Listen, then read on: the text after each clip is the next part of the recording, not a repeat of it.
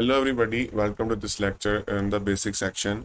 So here it's not a basic command, it's not a basic field that I'm going to give you.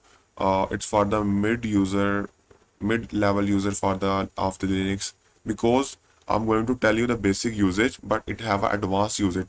Even this use is also using in the this tool is also using in the scripting on wide level, not this tool only, this type of tools. So we have a tool which is already installed in the kalilinux, but if this is not pre-installed, then you can install it with the simple command apt install xterm and press enter.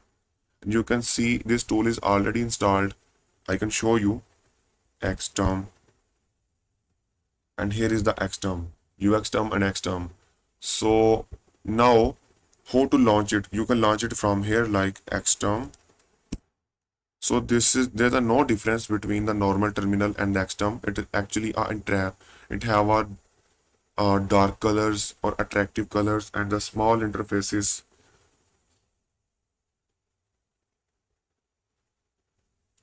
And even you can launch this with the terminal. Simply type xterm in the terminal and then press enter, and it is launched.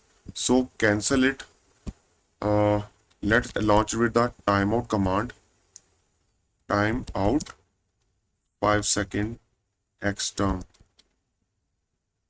So it's launched for 5 seconds and then it also automatically closed. It will be closed. And here you can see the result. Now you type here xterm -- help. So it shows the user manual. Man xterm. It show you many more examples here. So you can learn from here. So I'm going to quit here. So the today's lecture main topic is main reason is that you can not only launch this xterm from the terminal, you can launch it with the pre-running command. So the method is you need to just type here xterm -e space and then type the double quote, and inside the double quote you can type your command like I want to run a tool. Let me attach my Wi-Fi to my laptop, and I want to run a tool which name is arrow dump-ng wlan 1 and press enter. Now you can see the xterm is launched with a pre-running command. We don't need to run the command separately on this terminal. This tool is automatically running with this command. Now cancel it. So let's see that, let's suppose that we want to run it for a specific time. So let's use the timeout command. Timeout for 7 seconds. Press enter. Okay. After 7 seconds, it closed automatically. And it is closed.